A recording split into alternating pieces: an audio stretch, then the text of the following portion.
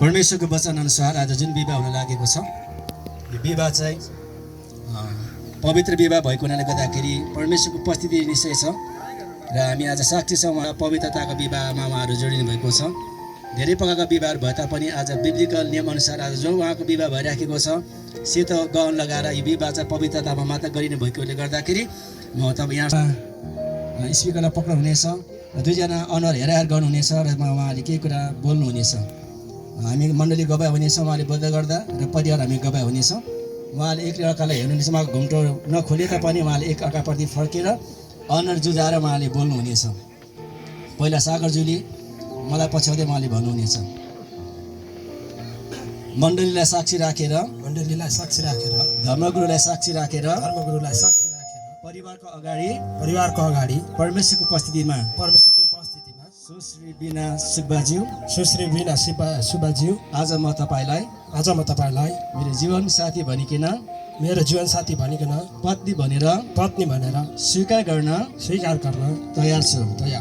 Bible अनुसार म तपाईलाई आफैलाई जस्तै प्रेम गर्नेछु वास्ता गर्नेछु।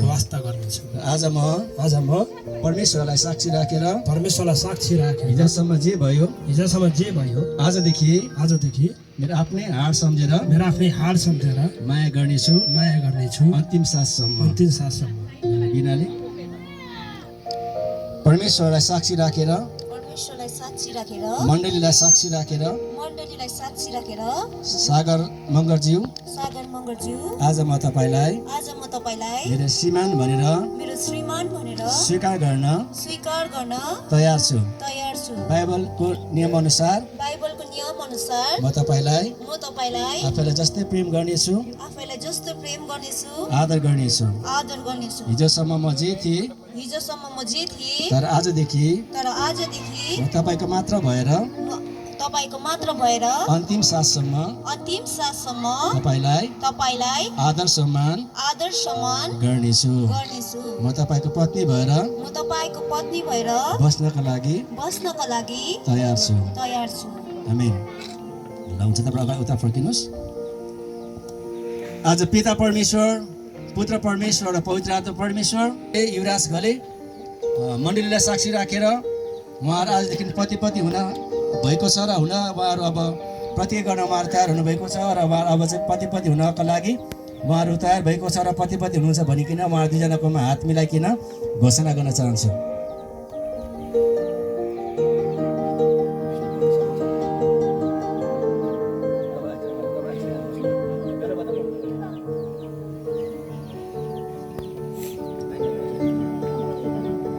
पिता परमेश्वर पुत्र परमेश्वर र पवित्र आत्मा परमेश्वरको नाउँमा आज उहाँहरू दुईजनामा हात मिलाइकन इसाई धर्मशास्त्रको नियमअनुसार पति भएको भनिकन म घोषणा गर्दछु।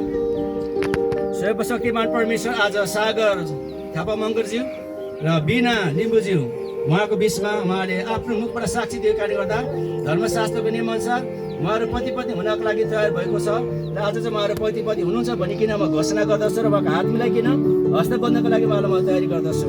अभिषेक गर्नुहोस् येशू प्रभु तपाईँको नाउँमा।